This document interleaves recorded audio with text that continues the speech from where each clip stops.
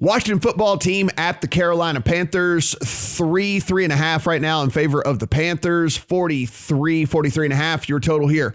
We are all three in agreement on a bet. I don't know if that's ever happened on this podcast before. I do not know if this is a thing, but it is now a thing, Stephen. We are all on the Washington football team. Are we allowed to all bet? I don't know. On the How the same hell game? did this happen? Of all the teams, of all the weeks, of all the games, we're all on the Washington football team this week. So, yeah, we can all give our various reasons, the craziest thing. But, yes, we're all on the Washington football team. It's got to be the same reason. If you are religious, if you are religious, say a prayer for us because we're all on Washington. I'll start with this. Our senior writer, Mo Nawar, wrote that this is one of the more bizarre line moves that he's seen this week, with the Panthers getting pushed past the most significant key number of 3. This was 2.5. Now it's at 3.5. And I agree with him because, Matt, who had the more impressive win last week? Was it the Washington football team against Tom Brady and the Bucs, or was it Carolina at Arizona without Kyler Murray, DeAndre Hopkins, J.J. Watt, and more? Yeah, I know. It seems like nobody was watching that. I almost feel like nobody was watching that Washington game against the Bucs or something, because like no one came out talking about that. It was about all these other games, and nobody was talking about Washington. And you know, listen, they figured something out on the offensive side of the ball. They were able to move the chains. They were able to keep the Bucs off of the Bucs offense off the field and things like that. And I think more than anything, Taylor Heineke wasn't just out there flipping the ball all over the place, turning it over. So, you know, a little bit more of that this week. I think we're probably in pretty good shape.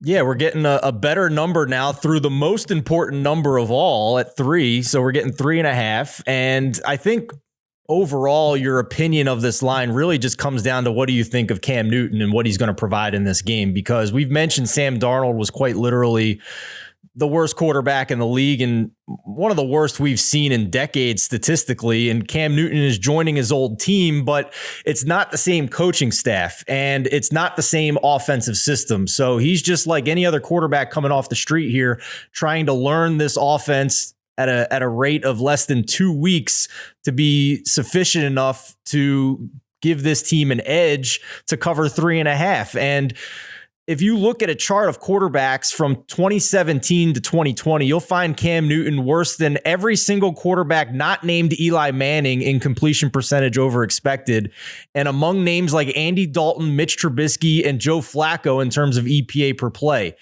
His 70.9 PFF grade with New England last year would have been 25th so far this season, behind the Dolphins quarterbacks and Geno Smith. So I guess in the range of outcomes, there is a scenario where Cam Newton starts playing like an above average quarterback off the street, but I think it's a very small percentage. So I'm happy to get 3.5 on Washington here, despite how well the Carolina defense admittedly has played this season.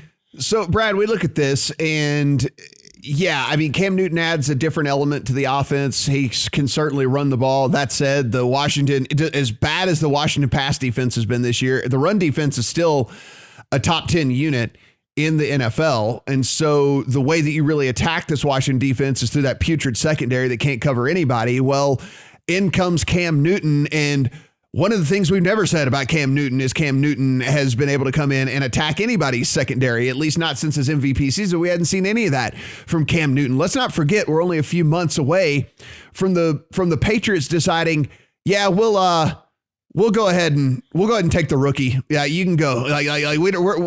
What did they see in training camp to just cut him loose? I mean, this was a widely considered thing where he was going to start and that Mac Jones was going to take over at some point down the line in the season. And they were like, yeah, no, you can go ahead and go. We'll go ahead and start with the rookie here. So is it an upgrade over what they have? Yes, absolutely. Is it a move it through the key number of 3 to 3.5 because Cam Newton is starting over PJ Walker or over Sam Darnold or anything like that? I just can't get there. I think it's just a big time overreaction. And so I jumped on the 3.5.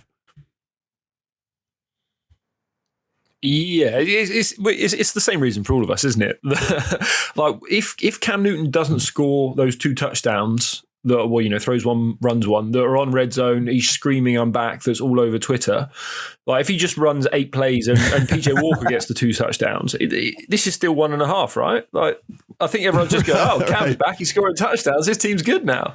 Yeah. Like so now, obviously, the football team. I think before the bye, their secondary was bad, but they were also unsustainably bad on third down. Like they would have been the worst third down defense ever, and they were better than that last week. Now, obviously, they lose Chase Young, they lost Montez Sweat last week, so the pass rush is diminished, but they've still got Jonathan Allen in the middle. And if you look at the Bucs game, John Allen was smashing up the Bucs guards and the center. Brady said after the game that's why he was trying to get rid of the ball so quickly, because his guys were getting beaten inside, and that's like the best interior in the league. Well, the Panthers' interior is one of the worst in the league, so I think Cam's going to have pressure in his face early and often. And then the Washington offensive line is getting healthier as well. So I think they're going to try and run the ball. Passing could be a struggle because I do think that Panthers team is very good with all those cornerbacks. But yeah, it's essentially, I think the game should be -1.5, -2, and we're getting 3.5 just because Cam screamed, "I'm back." So yeah, another value play, I think. Love it.